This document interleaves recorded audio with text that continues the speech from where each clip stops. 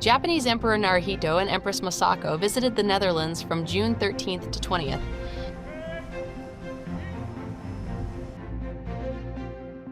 They participated in a series of official state events. Kanpai. Kanpai.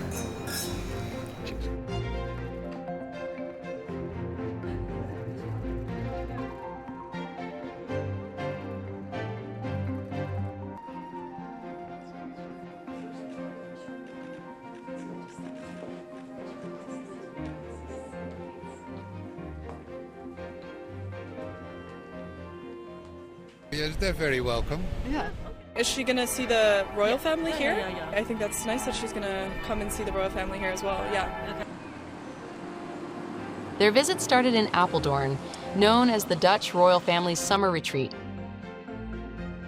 At the Het Oud Loo Castle where they stayed, the Imperial couple watched the FIFA World Cup soccer match between Japan and the Netherlands with King Willem-Alexander and Queen Maxima. After the match ended in a draw, they smiled for the camera and even took a selfie together, offering a glimpse of their close relationship. According to royal sources, it is extremely rare for foreign guests to stay here. 20 years ago, the Imperial couple had also stayed at Het Oud Loo Castle. Their visit to the Netherlands in 2006 for a recuperative retreat came after the announcement that then Crown Princess Masako was suffering from an adjustment disorder.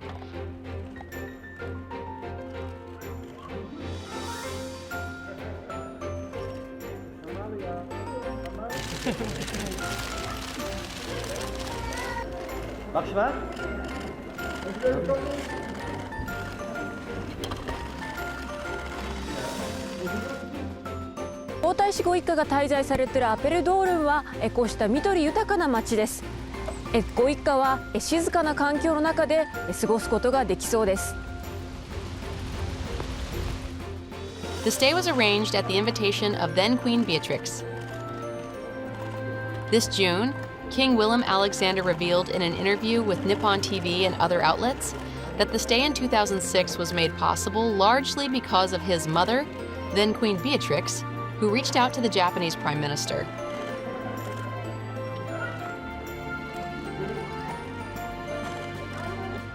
A journalist who covers the Dutch royal family explains why. It's very calm there, it's very peaceful.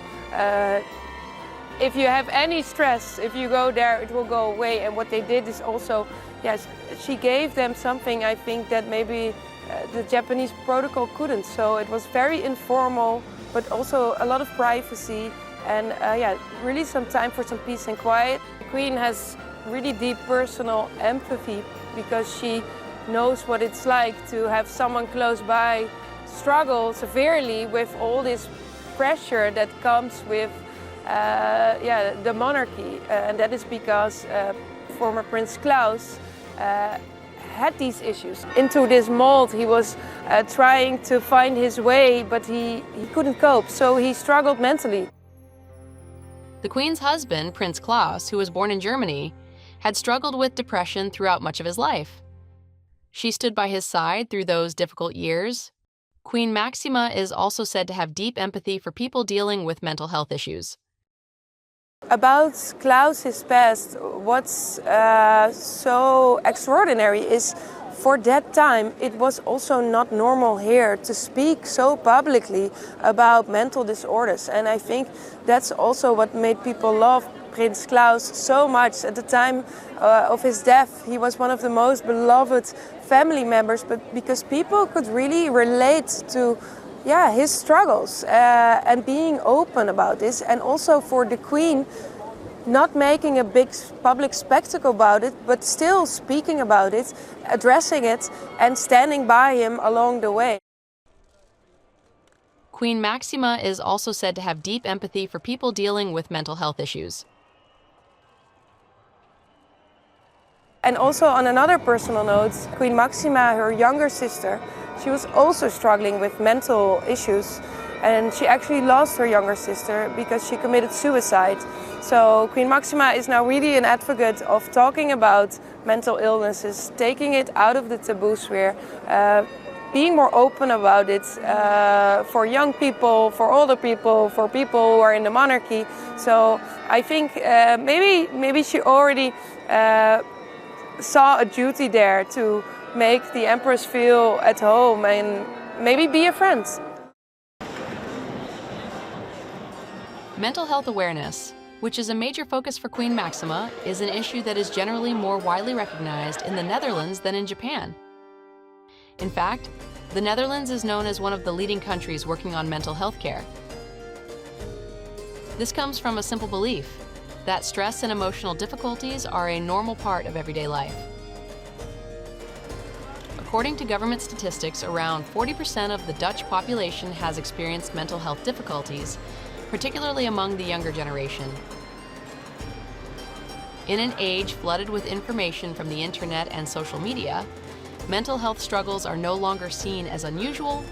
Because they can affect anyone, they are increasingly viewed not as something to be avoided altogether, but as something to manage and live with. Across the country, there are cafes and farms that welcome people living with mental health challenges and disabilities. One example is the Care Farm, a social welfare-oriented farm. Today, more than 1,500 farms across the country accept people with disabilities or mental health issues. We visited one such facility known as a Therapeutic Care Farm, where 35 people, ranging in age from 7 to 91, come for day use. These care farms usually operate with the help of various forms of social insurance and government support. While the farm raises livestock, such as cows and pigs, its primary mission is not to generate profit from farming. Instead, the focus is on providing a therapeutic environment where people can heal and recover through activities that include connecting with nature.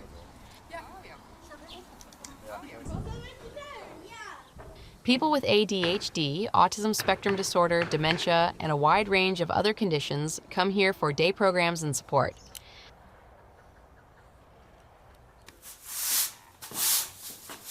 This is 7-year-old Gelano. Diagnosed with ADHD, he has a short attention span and can be easily distracted by what is happening around him. At school, he is often described as restless, but he also has a keen awareness of his surroundings and often notices things that others miss. He is open-minded as well. Here, he is not judged or scolded. Instead, he can be himself, spending time with other participants and thriving in an environment where he feels accepted. The owner showed us the work schedule for the day. Participants are assigned simple tasks and paired with either a care worker or a volunteer, allowing them to receive support while working at their own pace. Of the working from today. The children here can see what they are going to do with one of their.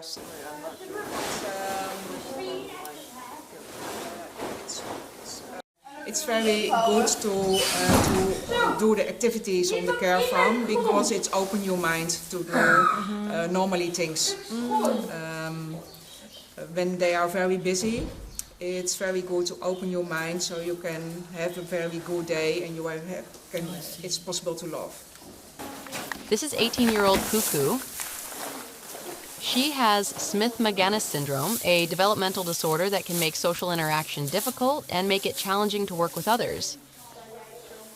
But here she feels safe and has become able to clean the pig pen while paired with staff members after spending time with them.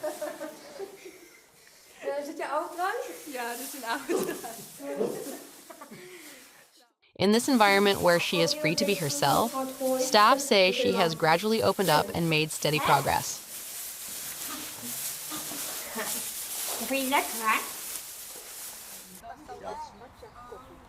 This is 25-year-old Florian.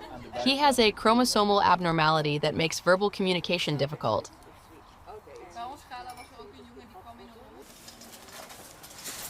But he has a gentle personality and is willing to help others.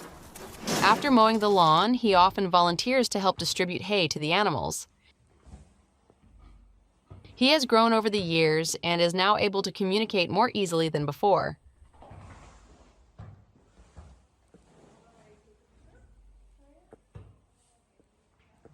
Het is ook, het contact is hier ook weer heel goed. En ik vind het altijd wel leuk om hier naartoe te gaan. Here he is now learning skills that could help him eventually live on his own.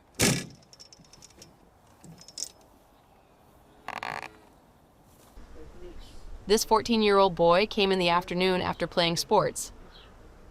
He is highly sensitive and because of that, sometimes struggles to put his feelings into words. My name is Jelte. At times, the busy and noisy school environment can become overwhelming, leaving his mind overloaded, so he comes here on the weekends to unwind and relax.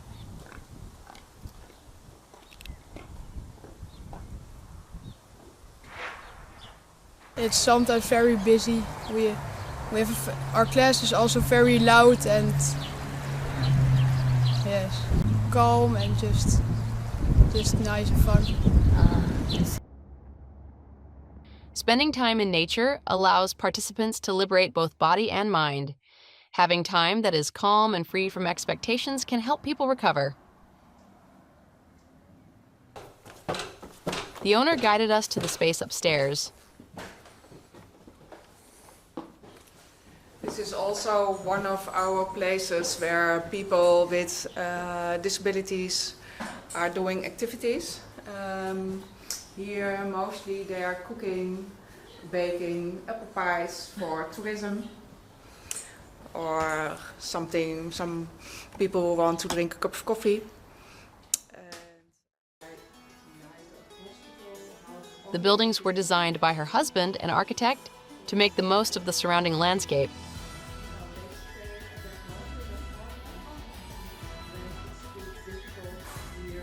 Also, you see, it's very good for people with disabilities when they have a very good view. So there's no aggressive people here because the view is very open, so you can also open your mind. People can cook, work, relax, or simply enjoy a cup of tea at their own pace.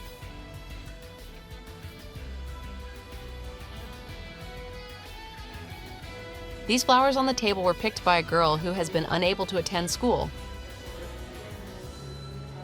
Women with dementia, so they can help each other. And that gives them both a very good confidence.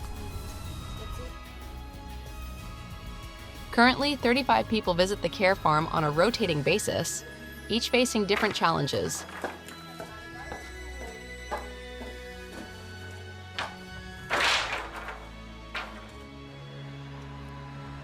She says that helping one another plays an important role in rebuilding their self-confidence.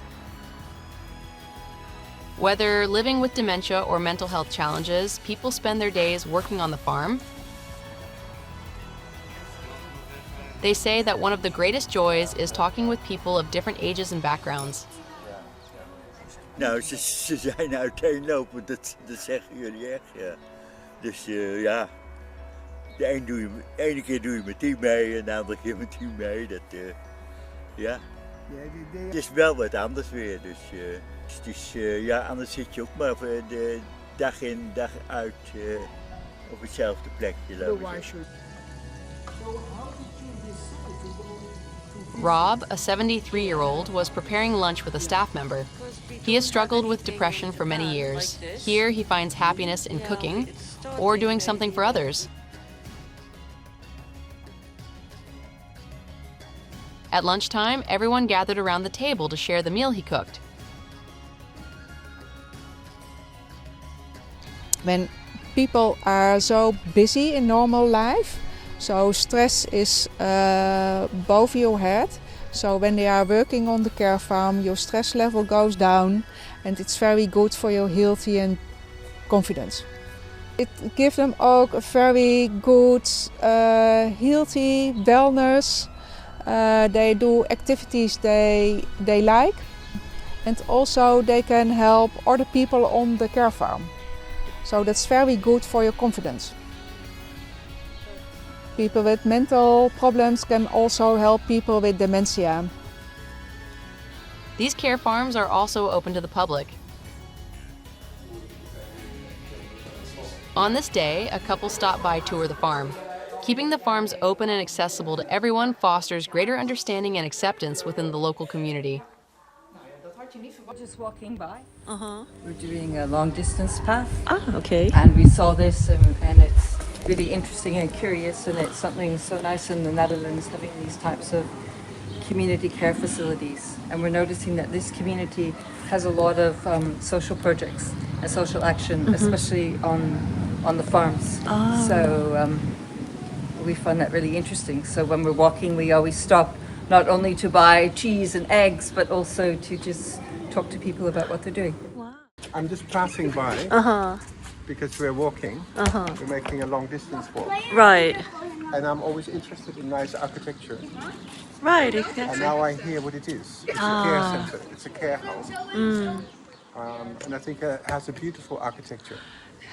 People with mental challenges or challenges at school, and they are here to get rest and to live together, and so that's beautiful. Yeah.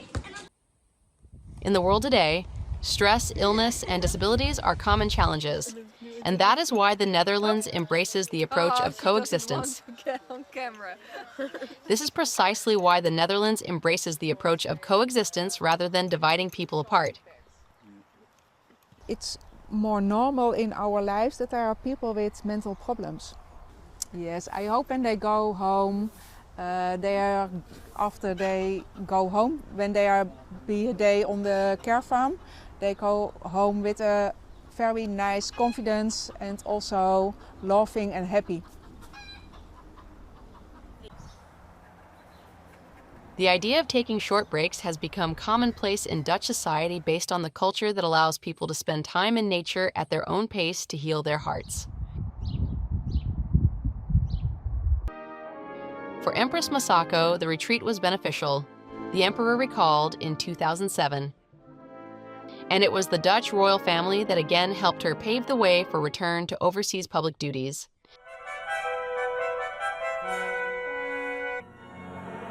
The 2013 inauguration of King Willem-Alexander. Zo waarlijk helpen mij, God almachtig. Leven de koning! Hoera! Hoera! Hoera! We asked in the Netherlands. Well, I'm sorry. Great that she recovered. Yeah? Yeah. Yes. Wow. I think they're people just like us, so I could understand that they might be struggling just the same as any other person. Right. So, and I imagine it's probably harder for them to deal with it as well because they're under a more watchful eye by the public, I guess. Right. Whatever. And yeah, I think that's also because, maybe also because of the social media pressure, a lot of young people, especially after COVID, are facing mental issues. So that was really a wake-up call here for Dutch people that this is not something we can look away from. And I think the king and the queen, the current king and queen, really see it as their obligation to keep that conversation open and going and to help people in a way. The Dutch royal family is known for its approachable side. The king was once known as the Prince of Beer with his casual images, but this human side makes him so popular with the public. He's not perfect. He makes mistakes, he laughs, he really tries to connect with people, and I think the Dutch people really appreciate that. And Queen Maxima is someone who works really hard in her position as queen, but she also still has a job at the United Nations as an advocate for financial health, the mental issues I mentioned. So those are all factors I think people appreciate in them, and together they make a really good and strong couple, and next year they will be married for 25 years already. In our interview, the king mentioned about Emperor Naruhito's visits during his student days in the United Kingdom. Noting that both the emperor and empress have experienced life abroad, the king said that makes them natural bridges between Japan and the Netherlands. He also emphasized that the relationship between the two families now spans 4 generations. The king said that he believes a new chapter will be added to the two families' relationship with the latest reunion,